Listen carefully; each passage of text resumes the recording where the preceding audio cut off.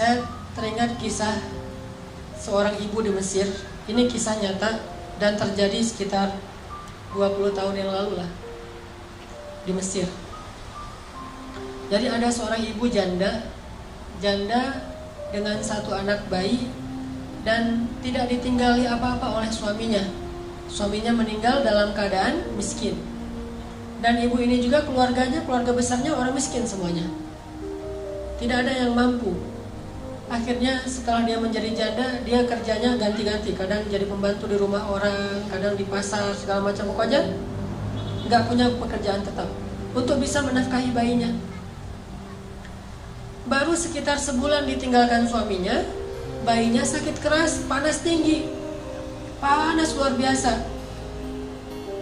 Terus panas tinggi, mau dibawa ke rumah sakit, nggak punya biaya, beli obat aja nggak ada duit, makan aja belum hari itu. Hanya dikasih minum air putih, dikompres, kasih minum air putih, dikompres, sambil menangis. Bayinya terus menangis panjang hari, sampai malam hari bayinya berhenti menangis karena sudah lelah. Capek seharian nangis, akhirnya ketiduran. Bayinya tidur. Ketika bayinya tidur, jam 12 malam, ibu ini dalam keadaan bingung. Beliau kemudian berwudu, kemudian sholat 2 rakaat. Setelah selesai sholat 2 rakaat, ibu ini berdoa kepada Allah, Robbi, saya ini adalah perempuan yang tidak punya wali, tidak punya suami, tidak ada yang menafkahi saya. Sedangkan saya punya seorang anak dan dia sekarang sakit. Suami saya baru meninggal. Dia curhat sama Allah. Jadi kalau kita doa sama Allah tuh curhat dulu, jangan to the point. Ya Allah minta ini, minta itu. Curhat dulu kayak Nabi Zakaria. Kayak gimana doa Nabi Zakaria? Rabbi inni wahanal 'azmu minni washta'ala ar-ra'su shayba wa lam akun bidu'aika rabbi syaqiyya. Rabbi, tulang saya sudah lemah, rambut saya sudah putih. Curhat dulu masalah kita apa. Dia curhat kepada Allah tentang masalahnya. Dia nggak punya uang untuk beli obat, nggak punya nafkah, bahkan hari ini makan juga belum. Terus dia bilang di akhir doanya, Robbi, aku pasrahkan hidupku ini kepadamu. Aku serahkan urusan masalahku ini kepadamu. Berilah jalan keluar kepadaku dan anakku, wahai Allah. Dia berdoa kepada Allah, minta diberikan jalan keluar. Akhirnya pas habis berdoa, tiba-tiba ada orang yang ketuk pintu rumahnya. Assalamualaikum. Dibukain pintu seorang laki-laki. Assalamualaikum. Mana anakmu yang sakit? Saya seorang dokter. Mana anakmu yang sakit? Akhirnya ibu ini heran. Dokter datang ke rumahnya sendiri padahal dia nggak manggil. Ditunjukin. Dokter ini meriksa bayi itu. Diperiksa sama dokternya.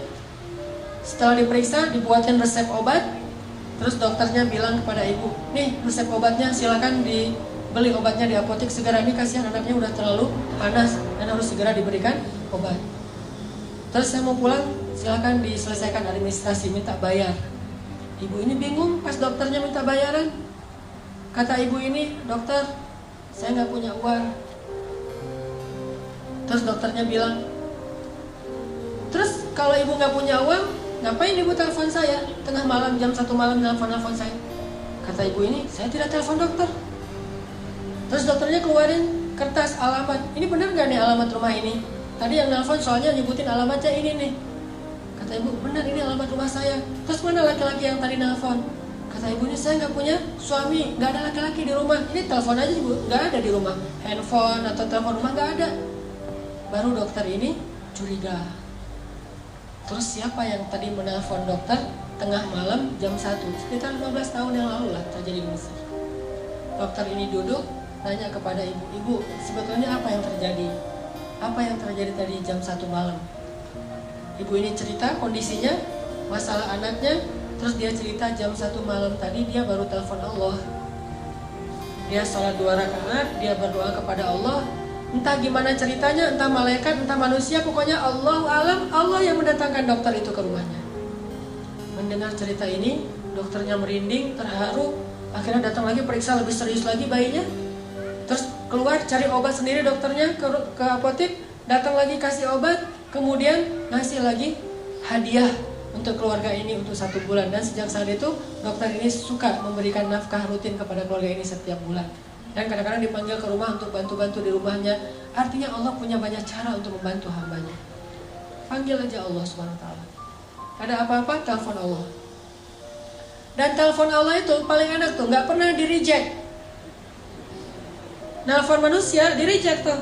Nelfon, kan suka ada tulisan saya lagi meeting, lagi nyetir kan ya, atau lagi galau gitu kan, bisa juga custom, bisa tulis sendiri lagi galau.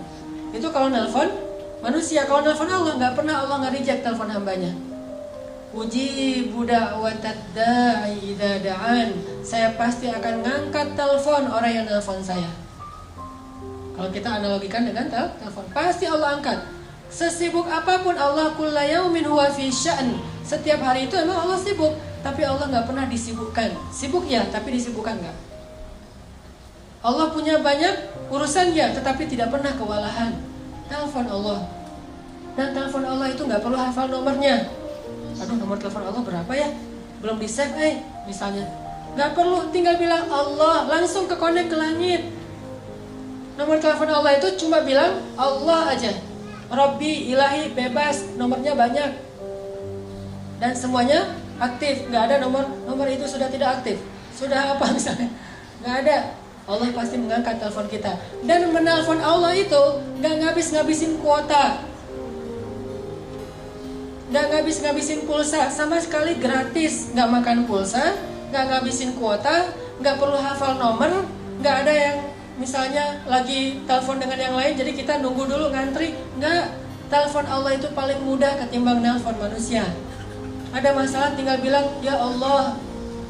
Allah langsung mengatakan, Abdi, alakah hajah, wahai hambaku, apa kebutuhanmu? Bahkan di waktu tertentu, Allah yang datang kepada kita. Bukan cuma kita telepon Allah jarak jauh, Allah datang kepada kita. Sepertiga malam terakhir, Allah turun ke langit dunia. Terus Allah mengatakan, adakah orang yang membutuhkan pertolongan, aku tolong? Hal min dhi hajah. Adakah orang yang butuh ampunan, aku ampuni? Adakah orang yang butuh keajaiban, aku berikan keajaiban dalam hidupnya? Allah sendiri yang nanya kepada kita. Jadi ada masalah sedikit, telepon Allah. Minta Allah terlibat dalam urusan kita. Gak usah khawatir, karena Allah itu akan mengangkat telepon kita. Allah gak mungkin ngecewain hambanya yang berdoa kepadanya. Langsung hubungi Allah. Dan tahu cara supaya doa kita itu benar-benar langsung menggetarkan arasy? Kalau kita pengen doa kita itu menggetarkan arasy, pas kita telepon Allah itu deringnya itu kenceng, berdoalah dengan hati. Doa itu bukan hanya dengan suara yang lantang, walaupun itu juga kadang dibolehkan. Tapi ada doa yang suaranya lirih, tapi arasy di langit itu bergetar. Doa siapa? Yang pelan banget, tapi arasnya bergetar. Doa Nabi Yunus alaihissalam. Subhanaka inni kuntu minadh dhalimin. La ilaha illa anta subhanak inni kuntu minadh dhalimin. Doanya pelan. Bayangin, saking lirih dan pelannya doa Nabi Yunus, ikan paus yang menelan beliau aja nggak dengar kalau Nabi Yunus lagi berdoa di perutnya, nggak dengar. Jadi ikan paus tuh nggak, lagi baca apa sih lo di perut gua? Nggak, ikan pausnya aja nggak dengar apa yang dibaca oleh Nabi Yunus. Ikan-ikan yang ada di lautan itu nggak ada yang dengar apa yang diucapkan oleh Nabi Yunus. Tapi doa yang begitu lirih tersebut bisa bikin arasy bergetar. Sampai malaikat-malaikat yang membawa arasy bertanya, ya Allah, ini suara siapa yang menggetarkan arasy? Suara siapa yang begitu lirih? Suara siapa yang begitu lembut? Kasihan dia ya Allah, siapa itu ya Allah? Kata malaikat arasy. Kata Allah, itu hambaku Yunus yang meminta ampun kepadaku. Apa kata para malaikat? Ya Allah, kasihan dia, ampuni dia. Ampuni dia ya Allah, ampuni. Terus malaikat mengaminkan doa-doa Nabi Yunus. Sehingga Allah mengatakan, wahai para malaikat, aku telah mengampuni dosanya. Doa, suaranya pelan, di dalam perut ikan, bahkan ikan yang menelannya aja nggak dengar, tapi arus Allah bergetar. Kenapa? Karena doa ini bukan dengan suara yang keras, tapi dengan hati yang yakin kepada Allah. Kalau kita mau mengilmiahkan itu gampang sebetulnya. Saya pernah nonton di Nat Geo yang animal. Itu hewan, terutama dalam waktu tayangan itu lagi ngomongin tentang gajah. Gajah itu, teman-teman, kalau manggil temennya yang jauh, itu manggilnya pakai suara frekuensi rendah namanya. Suara frekuensi rendah. Apa arti suara frekuensi rendah? Orang nggak bisa dengar suara itu. Walaupun orangnya ada di sebelah gajah, tapi nggak bisa dengar. Sedangkan temannya yang jarak 10 kilo, itu bisa dengar. Itu ilmiah banget. Dan itu terjadi dalam kehidupan kita. Gajah itu, kalau lagi manggil temannya, itu nggak ada suara. Kalau dia bersuara kencang, itu bukan lagi manggil yang jauh, lagi manggil yang dekat, lagi guyon gitu. Jadi sekelompok gajah kalau lagi guyon, suaranya keras. Tapi kalau lagi manggil yang jauh, dia nggak pakai suara yang seperti kita dengar. Justru suaranya itu tidak terdengar. Taunya dari mana? Taunya bagian telinganya itu akan begini, yang tadinya agak ke samping, sekarang tiba-tiba jadi tegak gitu. Terus bagian pipinya yang dekat telinga itu kembang kempis. Berarti dia lagi mengeluarkan suara frekuensi rendah. Jarak 10-15 kilo kedengaran suara itu oleh gajah yang lain. Kapan dia memanggil temannya? Kalau lagi banyak makanan. Misalnya nih gajah lagi ada di kebun tebu.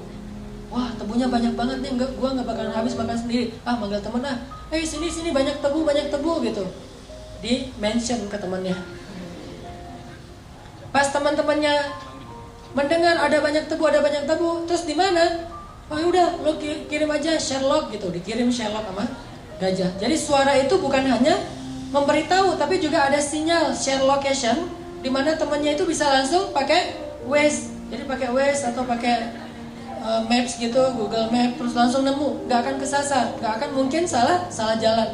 Habis lampu merah, belok kanan, belok kiri gitu-gitu, turn right, turn left gitu-gitu deh. Dan itu terjadi dalam kehidupan kita. Suara yang nggak bisa didengar oleh orang di sebelah, ternyata bisa didengar dari jarak 10 kilo. Itulah suara yang frekuensi rendah. Dalam doa kepada Allah, kadang itu berlaku loh. Doanya tuh pakai frekuensi rendah. Bahasa surat Maryam, frekuensi rendah itu nidaan khafiyah, suara yang rendah, suara yang lembut. Dzikru rahmati rabbika 'abdahu Zakaria idh nada rabbahu nidaan khafiyah. Di ayat ketiga surat Maryam.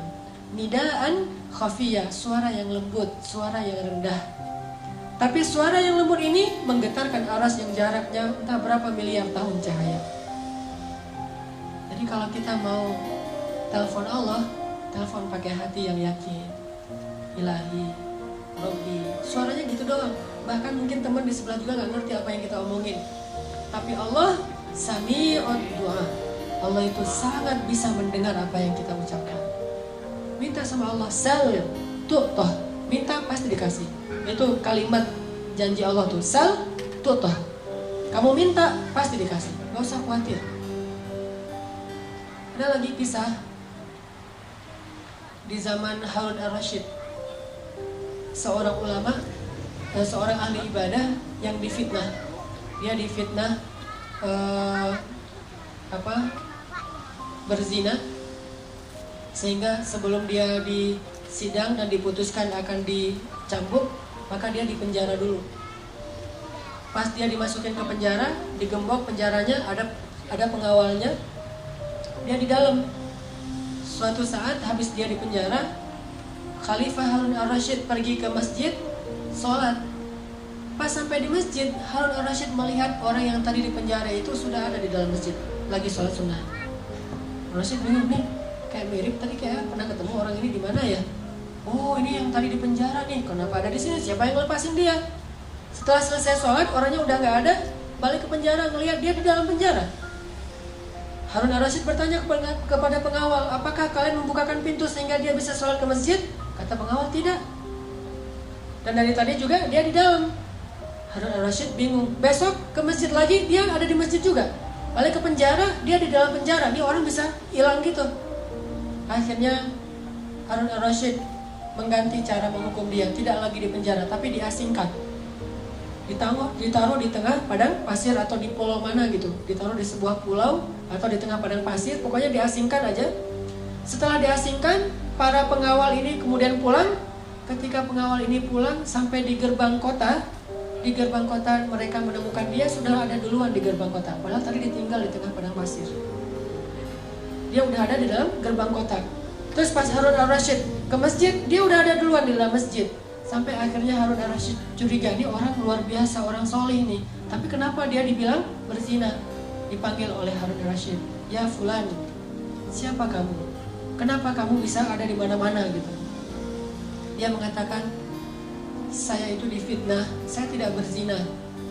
Kayak Yusuf pernah difitnah. Dan ketika Tuhan memenjarakan saya, berarti Tuhan telah menjauhkan saya dari rumah Allah Subhanahu wa Ta'ala. Lalu saya berdoa, ya Allah, saya rela jika saya difitnah, tapi jangan biarkan saya jauh dari rumah-Mu ya Allah. Beri saya kesempatan untuk tetap sholat di masjid-Mu. Sehingga akhirnya entah gimana ceritanya, pokoknya dia bisa sholat di masjid aja, balik lagi ke penjara, sholat lagi ke masjid, balik lagi ke penjara, tanpa harus membuka gerbang penjaranya. Dan ini kisah nyata terjadi di zaman Harun al-Rasyid. Akhirnya orang ini dibebaskan, dan Harun al-Rasyid juga belajar tentang ketaatan kepada Allah dari orang ini. Artinya kalau orang melibatkan Allah, banyak hal-hal yang ajaib, surprise terjadi dalam hidupnya. Kalau kita nggak percaya, itu alasan kenapa keajaiban tidak terjadi dalam hidup kita. Begitu kita ragu, tidak ada keajaiban. Keajaiban itu hanya Allah berikan kepada orang yang yakin 100% kepada Allah. Kalau ada masalah, minta sama Allah.